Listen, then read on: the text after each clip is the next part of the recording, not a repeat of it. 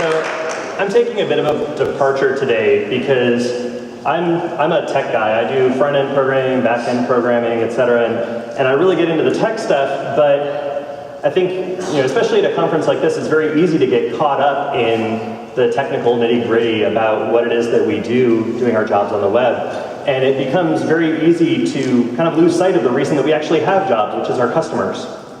And so I wanted to talk today about how we better reach our customers through employing something called empathy, which I'm sure most of you have heard, but may not be all that familiar with, or be familiar with how we can use that in our work.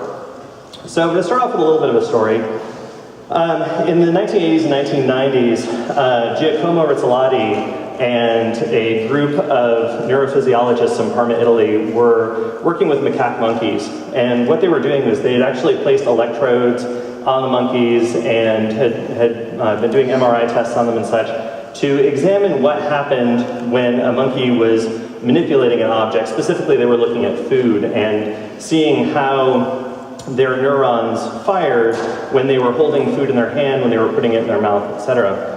And a really interesting thing happened completely by kismet. One of the research assistants actually, walked up to the bowl of nuts that they had been giving to the monkey, and he picked up a nut and fed it to himself. And what they found out was actually the same neurons fired when the monkey was watching the person eat the nut as fired when they were eating the nut, which is pretty amazing.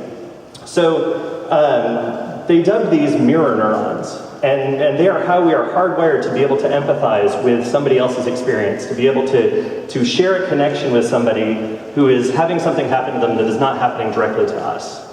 Just kind of crazy and fun and interesting.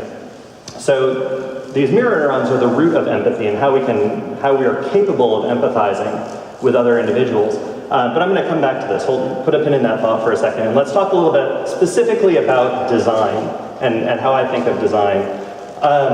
Specifically, I'm going to be talking about visual design, but to me, design is in everything that we do. Whether you're a back-end programmer designing systems, you're a database designer designing databases and figuring out information, designing APIs, obviously front-end design, visual design, multi-device design, application design, etc. There are all different forms of designs. They're not necessarily all visual, but visual is a good way to kind of get this concept across.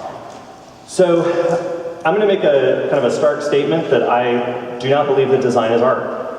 I think a lot of times the lines are blurred. We think of them as being one and the same, but in fact they're not.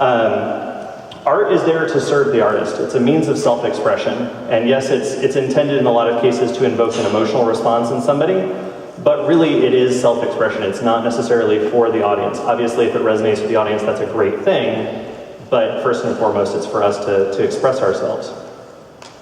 And a lot of times people think of design as being kind of this decoration thing, which it's not. Jeff Veen has a great quote here from The Art and Science of Web Design, if I remember correctly, where he talks about the fact that good design is not decoration. Good design is problem solving. That's what we're here to do, whether we're designing visually or whether we are designing APIs or whether we are designing the back end of a system, whether we're designing a CMS. I mean, we've been kind of bitching about CMSs for 2 days now. Design of a CMS is still design, and we need to make sure that we're doing that in an appropriate fashion. So the root of design, or the meaning of design, is actually to devise for a specific function or end, right? Classically, it means to indicate, and it comes from the medieval Latin designare, to mark out. So it has nothing to do with ornamentation. Again, it has to do with solving problems, with meeting a business need to indicate something, or solving issues. So David Carson is sort of a famous designer in the graphic design world. He's been called the most influential graphic designer of our times. For those of you who don't recognize the name immediately, he was the creative director behind Ray Gun magazine, which had a very distinctive look and feel that all stemmed from David Carson. And I think a lot of us refer to David as being a designer because his medium really was typography. And when we think typography, we think design. But he took typography kind of to a different level where it actually did become art. And I think the most perfect example of that is the fairly infamous Brian Ferry interview, which this was actually published in Raygun. And he felt like the article was sort of boring, so he decided to lay out the entire article in dingbats. They did actually publish the full text of the article in the back of the magazine so that it was readable, but this was not design. This was an artistic statement, right? This was him. His ego, his interest, his desire to create something that was shocking, made you feel uneasy, what have you, but this was not design. Again, this was art. It did not serve a purpose. It did not illuminate the content. It did not make it easier to understand, which is what great design should do. It did not solve a business need. It solved his problem with kind of wanting to be a little bit dickish about an article he found boring. So it was art. It was ego. And even David Carson himself recognizes that a lot of his work is very subjective and personal and self-indulgent. So even though his medium relies heavily on type, which is this traditional design tool, it was more about evoking emotion, and it was more of an art form rather than a design form. And Christopher Butler has a great quote here. He has a great article, actually. Your ego is a bad designer. And he talks about how a lot of times our ego as an artist or somebody who may want to be showing off to their friends something awesome that they did gets in the way of us actually solving the business needs that we need to solve in our jobs. And we see this sort of thing on the web all the time. We have skip intro stuff that we'd have to sit through some sort of movie or something like that in order to get to maybe a site that we have no idea how to interact with. So this is from On Toyota's Mind. It's all Flash, of course. But what this is very much more of an experiential thing. But from a user standpoint, it may be beautiful, but it's not terribly functional. When you mouse over certain sections, bits and pieces get highlighted. There we go. So that's a little bit of navigation there that when I moused over a small section of this screen, all of a sudden I see, okay, yeah, there's something that happens here, but there's no indication of what it is, right? I have no idea where this link goes. This is what Jared Spool refers to as mystery meat navigation. And, you may be able to make a justification that, in this case, this is kind of a fluff site.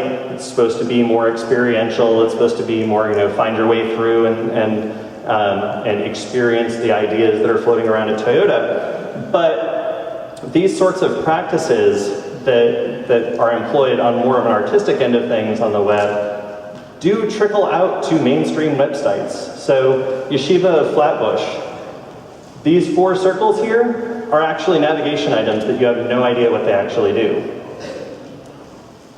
One goes to early childhood and so on and so forth.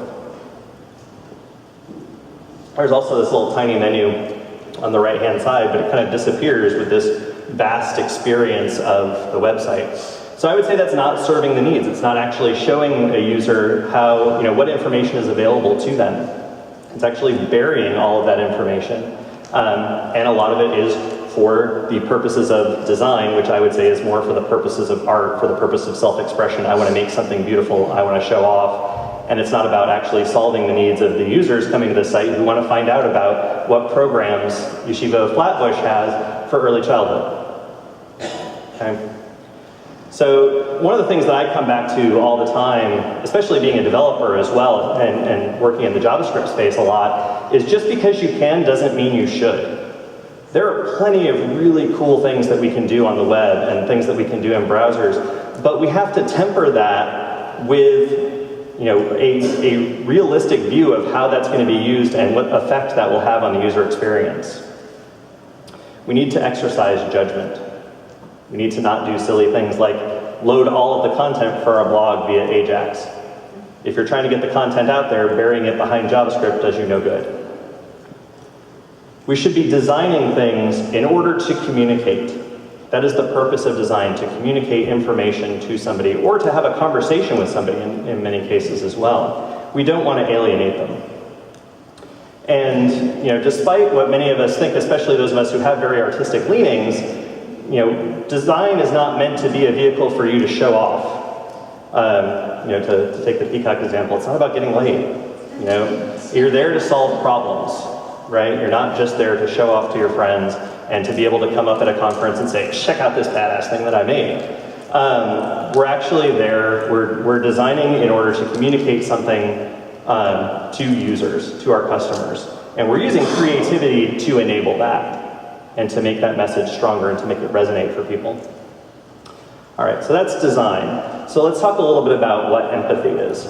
So the definition of empathy, it comes from the Greek empathia, meaning state of emotion. And what it's about is being able to have, as with the monkey, being able to have a vicarious experience, share any experience vicariously that somebody else is having. So being aware of, understanding, being sensitive to, and vicariously experiencing the feelings, thoughts, and experiences of another without having the feelings, thoughts, and experience fully communicated in an objectively explicit manner. Okay?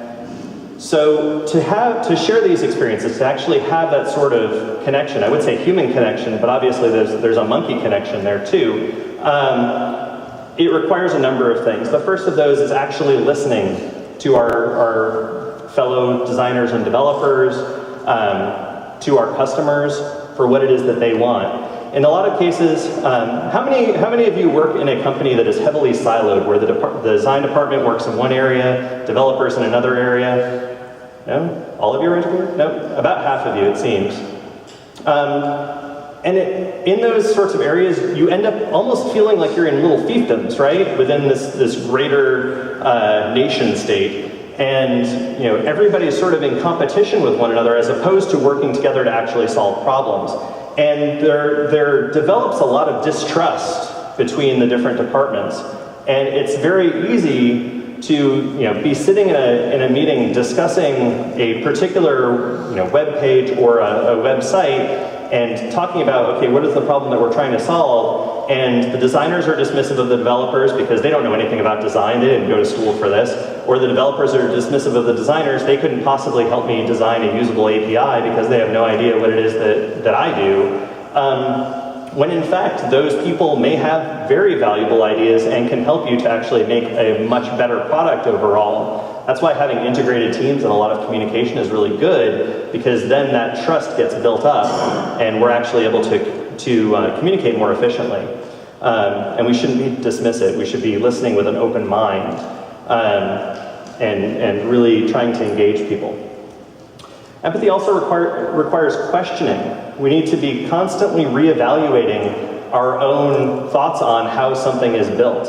We need to be constantly revising our approach. I mean, if you look at how responsive web design has evolved since Ethan wrote that article back in 2010, there's been a lot of changes in how we approach web design, how we approach dealing with this multi-device reality. We need to constantly be doing that and constantly evolving our thought processes. But also we need to be questioning what it is that a client's saying when he hates the design or he hates orange. What does that actually mean, and how do we get deeper into an understanding of what his objection is to that particular design? What are we not accomplishing for him, and how do we connect with him in order to be able to fully understand the actual issue that he's having? Because it may not be that it's orange. There's probably something else there. We need to be observant of the people that we're interacting with. In a lot of cases, this has to do with how users are interacting with our systems, right? We have things like Google Analytics and other analytics tools that help us get a little bit of information about how people are interacting with our programs and our websites and such. But that's sort of at a distance. We don't really get a true sense of how somebody is interacting with somebody until you sit across from them, or maybe sit on the other side of a one-way mirror from them and watch how they interact with your product in real time. There are great tools like Silverback out there that help you by not only recording the screen that somebody is interacting with, but actually record them via video as well, so you can see their facial expressions and such as they're interacting with this thing in real time. It also requires a bit of intuition, because there are certain things, such as facial expressions, that are not verbally communicated by somebody. but facial expressions and body language that actually indicates things like frustration. Okay, and that helps us to And this is something that I run into a lot. We work at a small, Kelly who's sitting in the back there, she and I own a small web design and development company in Chattanooga, Tennessee, and almost none of our clients are in Chattanooga, so we're almost entirely at a distance from our clients. We occasionally go for meetings and stuff like that, but mostly we're communicating with them via Basecamp and email and phone calls. And especially in written communications, it's very easy to misinterpret what somebody is saying. The same thing goes from reading customer comments or customer emails, customer service emails if you're in that end of things. It's very easy to take something like frustration that a user is feeling and misinterpret that as being bitchy. And it's often not the case. You have to kind of take a step back and think about what's going on with that person. Why are they feeling frustrated? Are they feeling frustrated with the experience of interacting with my app? Or, did their dog just die? We have no idea. We don't know what the circumstances are surrounding those people. So it's important for us to give them the benefit of the doubt and treat them with respect and not just kind of fire off a bitchy email back, which is very easy to do. It's really simple to type out a quick 10 words and shoot it back to them like, I'm not going to change that. That's a ridiculous request. But we need to take time to actually try and figure out, are we being fair to this person? Are we treating this person with respect? Are we being empathetic? And that's where perspective comes in. Perspective is really everything with regard to this.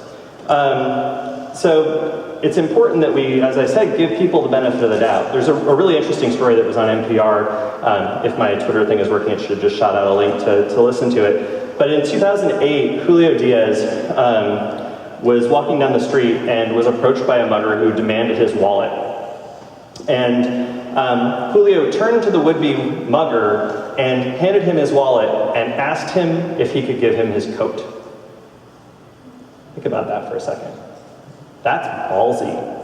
That's really ballsy. And from that point, he actually struck up a conversation with his mugger. I actually got the chills here. He struck up a conversation with that mugger and actually took him out for a meal because there was something else going on behind the scenes in that person's circumstances that caused him to go out and try and mug someone. And Julio made himself very vulnerable, but did so in an attempt to show respect to that person and try and understand where he was coming from. Now, I don't know that many of us could be quite that vulnerable, to make ourselves that vulnerable. We often put up barriers and shields to protect ourselves, and that's really what ego is, right? It's something that helps us to separate ourselves from somebody else in order to protect ourselves, because, especially if you feel like you're a tortured artist, you're very fragile, right? Sarah actually had a great piece on the Pastry Box project where she talked a little bit about empathy and vulnerability. And it's really tough to be vulnerable in our work. To walk into a meeting and to hear our thoughts and our ideas criticized. And we tend to really quickly move to that point of being defensive about our work. But that's not productive.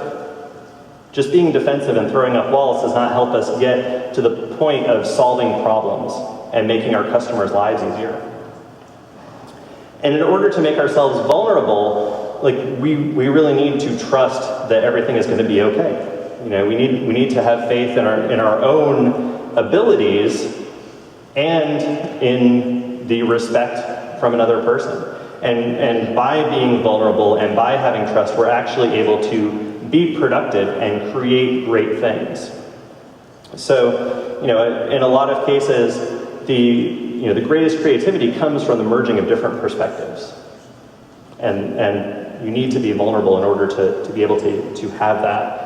And you need to be able to put aside your ego and recognize that other people have great ideas and that they can help your ideas be even better. So the other piece of empathy is simply having the capacity for empathy. Okay? So John Rawls is a philosopher. I highly recommend looking him up. He's very, very interesting. But he had this thought experiment that he would do with groups of people. Sometimes they'd be students, sometimes they would be church groups, etc. But he would have the members of the groups work either together or individually, and conceive of their ideal society. So that ideal society could be a monarchy, it could be complete anarchy, it could be communist, capitalist, whatever it is that they wanted, right? So they had, the sky's the limit, they could create whatever they want. But the twist to his thought experiment was this: they could not know what position in that new society they would occupy. Okay? So you could have a monarchy, but you don't know if you're the lowly serf. You know, you could create a society that didn't respect their elderly, and you're elderly. So it kind of threw people for a loop. And this twist that he used is called the veil of ignorance. It was a theory conceived by, let's see if I can pronounce this correctly, John Harsanyi, who's considered a father of game theory. And what he found, what Rawls found in doing this thought experiment, was that by and large, with the veil of ignorance in play, people tended towards largely more egalitarian societies where everybody had this equal opportunity for success. Okay? Because the veil of ignorance forced them to essentially walk a mile in somebody else's shoes, to consider what that society would be like from somebody's perspective other than their own, since they don't know the situation that they would be placed in. Because after all, as a self-interested, rational human being, you wouldn't want to put yourself in a shit situation, right? You'd want to make sure that you have every possibility to succeed in that society. So Jeremy Rifkin, who's an economist actually, talks a lot about empathy, and for him, empathy is about showing solidarity with others who have a one and only life on this planet. And for him, it's much more touchy-feely than that. It extends to having empathy for animals and for plants and you know, all that wonderful kumbaya kind of stuff. But it really is true. It's about being able to establish a connection with another individual. And in order to do that, we have to communicate. Again, we keep coming back to communication as a recurring theme in here. So solidarity requires communication. And if we look back at how we have evolved as a society, we started out very much as familial tribes, so interrelated individuals. And we considered everyone else, all of the other tribes, to be the other, and they were to be feared and attacked for their lands, for their women, other things like that, attacked and brought in as slaves, etc. But as our means of communicating with each other improved, we moved from being tribal societies to societies that were organized around things such as religion. We shared a common faith, a common belief system, a common moral guidance. And as our communication mechanisms continued to improve, we moved into nation states. And then finally into more of a global community. And I think a really good example of this was back in 2010 when Haiti was struck by that horrible earthquake. Aid was pouring in within 3 hours because the internet is an amazing communicative machine. It enables such great communication between people. And we've seen this again in Egypt, and we've seen this in Syria, and so on and so forth. So we've really been able to empathize at a much larger scale than we ever possibly could have before. Now, kind of the opposite of empathy, if you think about it, is selfishness. I'm the second person now to have a parking space photo, right? But selfishness is a survival instinct, right? I'm selfish because if I don't eat or if I don't have shelter, I could die and I won't reproduce, or my young may die. So it's a survival instinct. It's the way of passing on our genes. It's inherent in us.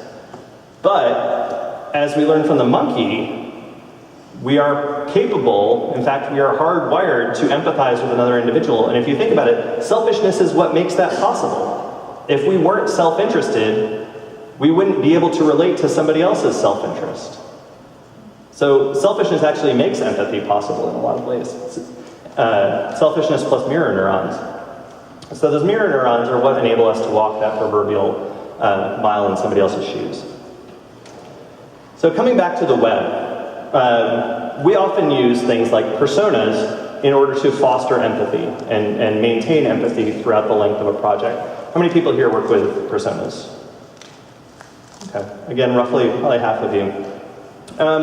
Personas can be a great tool. They're especially useful when you're trying to figure out what it is that you're building, who your audience is, and what you need to take into consideration for doing that.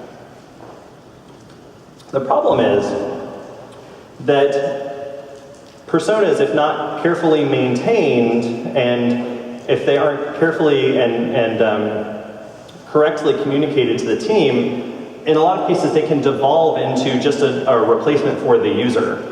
You know, you go from having Martha, who has you've got all these stats about what Martha does with her day and how she interacts with different services online, but then she eventually devolves into the soccer mom and then just into a name.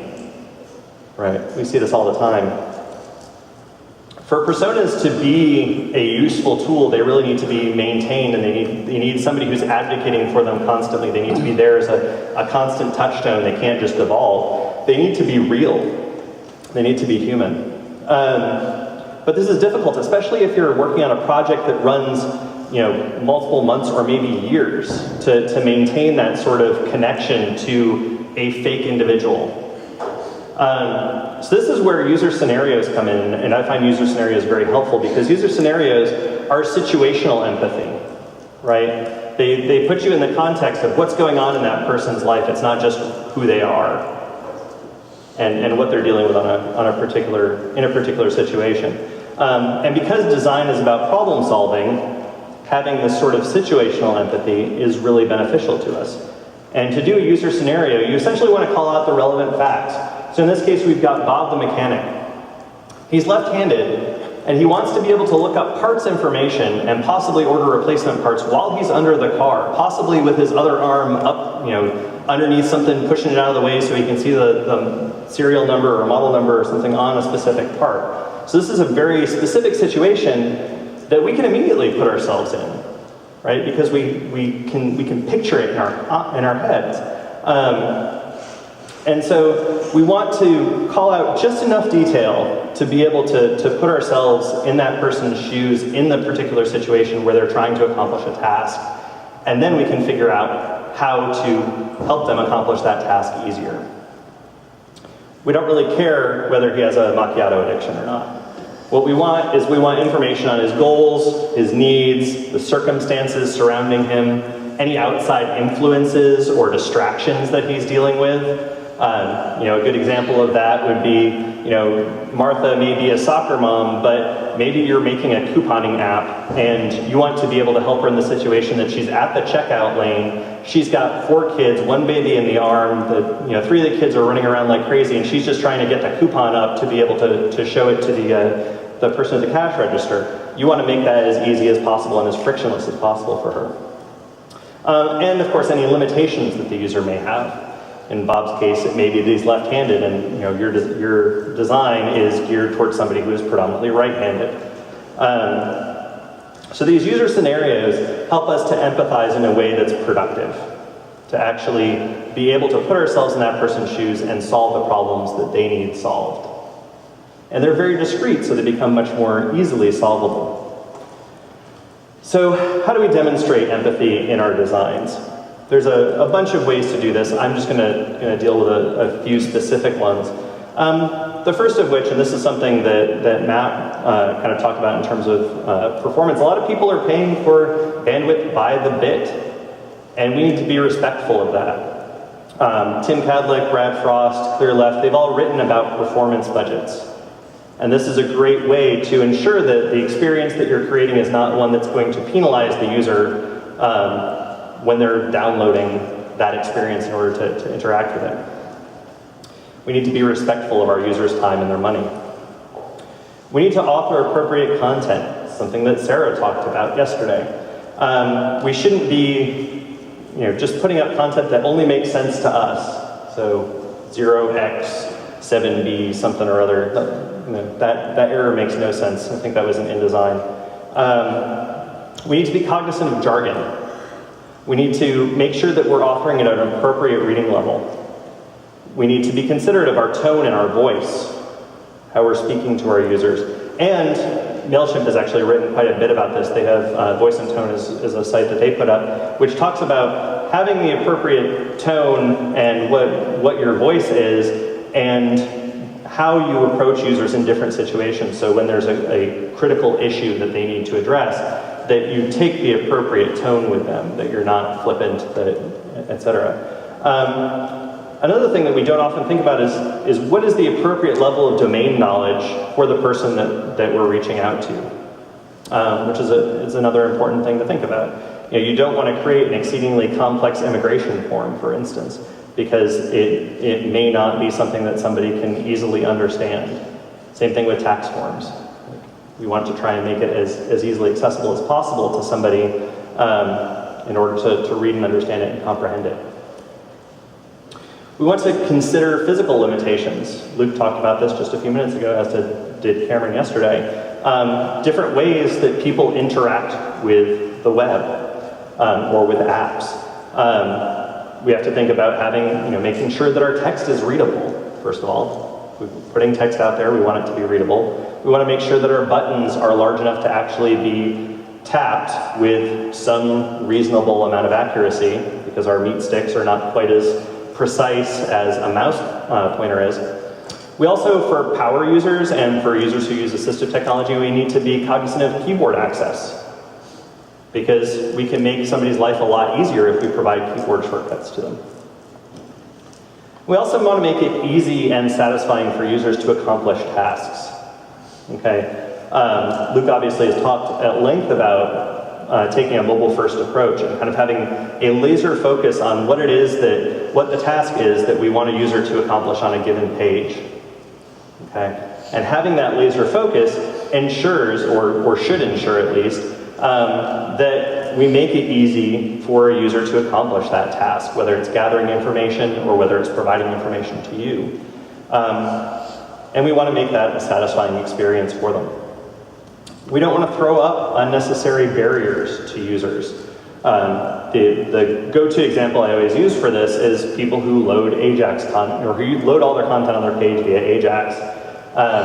In my book, I talked about the Gawker Media launch, which was back in 2010. They launched their new platform for all of the Gawker Media properties, so Lifehacker, Gawker, obviously. I think Gizmodo is theirs as well, I think. And the entire platform is based on JavaScript. But they're a bunch of logs. That's all they are. And they actually had an error in their JavaScript and when they launched the platform, which caused none of their sites to load any content. And yeah, we may be really awesome at JavaScript and we may never introduce an error, but as Matt pointed out earlier today, there's a time while JavaScript is loading that JavaScript's not available, so no content is available. And you also have browser plugins and stuff that can also cause JavaScript execution to stop. Add JavaScript that can get in the way and cause issues.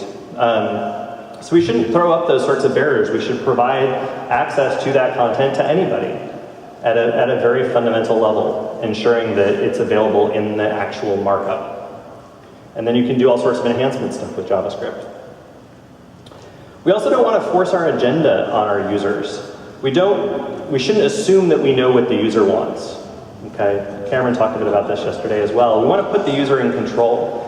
And as Matt was talking about earlier, Retina Images is a great example of this. And maybe eventually we'll have the option in a browser to decide whether we want to load Retina images. But just because somebody is on a Retina device doesn't necessarily mean that they want a Retina image. And we should enable them to choose to opt into Retina images, because we don't really know right now if they're on a Wi-Fi connection, if they're on a hardwired connection, if they're on a cellular connection. And so we want to make sure that we are giving them an appropriate experience. Like, I may be on my Retina MacBook Pro, right? But I may be surfing tethered to my phone while in Europe, where I'm paying through the nose for mobile data roaming, right? So I don't want to download that 7 meg Apple page. It's not a good idea. You should be respectful of me and my wishes to actually not have to pay through the nose just to see your website. And then we should support common assistive technology. We've started developing really good standards for providing great experiences in a rich application context through the use of ARIA. We should be wary of how we're hiding content when we're not displaying it on the screen, because there are some ways that are inaccessible to people who are using assistive technology. And we should know when to use particular ways of hiding content. And we can actually use JavaScript, which has traditionally been viewed as a kind of anti-accessibility thing, but we can actually use JavaScript to enhance the experience for somebody using assistive technology. And it's good for us to learn how to do that in order to provide better experiences for users. And we can do that through ARIA as well. And then finally, and this comes a lot in the application world, we should help our users learn to use complex systems and reward them for doing that. And I thought this was a really great example. There's a site called Layer Vault, which is version control for designers, and they put out this blog post called Progressive Reduction. And in that, they talk about how they use markers within their application.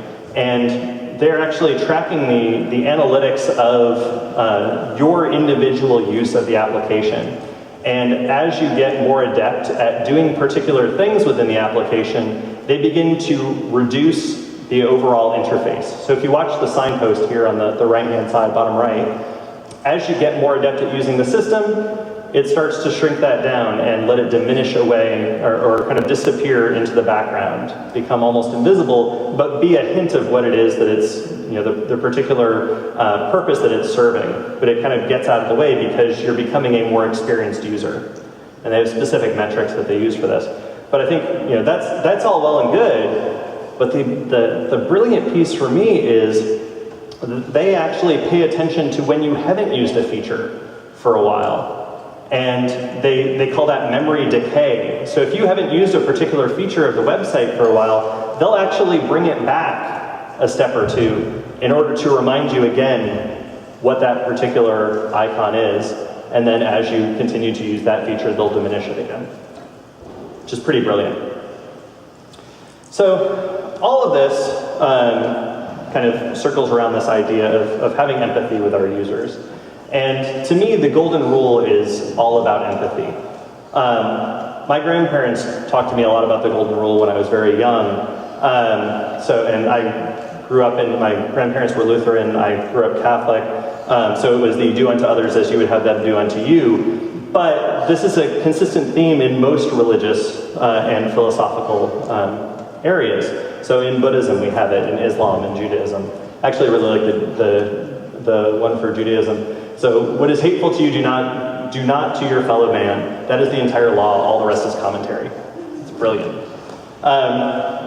So my grandparents really instilled this concept of the golden rule in me, and that I should have empathy for other people and treat them the way that I would want to be treated.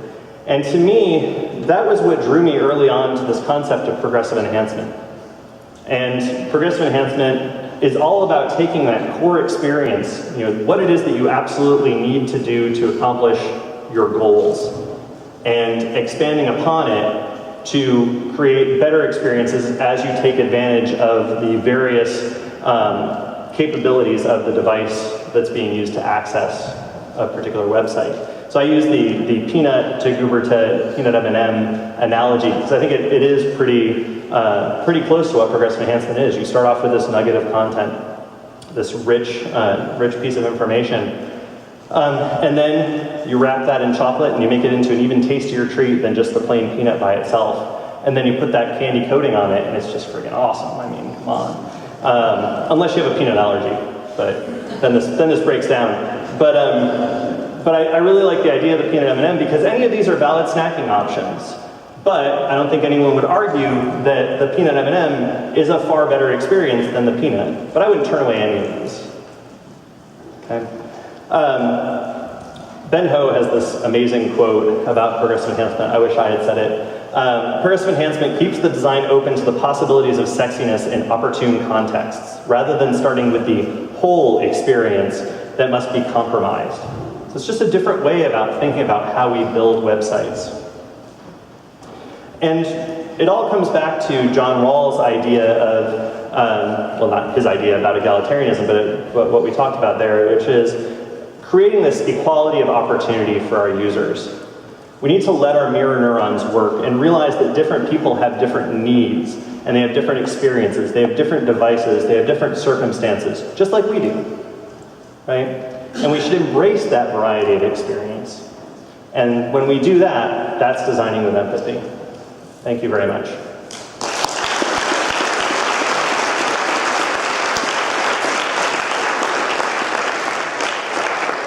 Thanks, Aaron. Yeah. We do have about 15 minutes, almost 20 for questions, if anybody has any.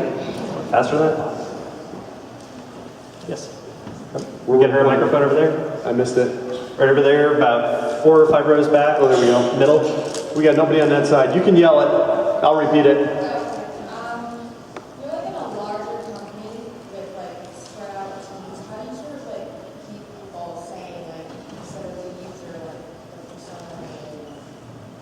So when you're in a distributed team, how do you maintain something like a persona? How do you keep that fresh and keep that in people's minds?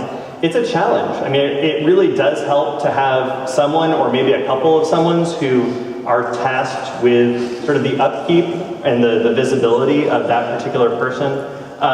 It depends on the team a lot. Some teams I've seen will go out there and they'll have posters up constantly of the person, maybe the person in various scenarios and so on and so forth.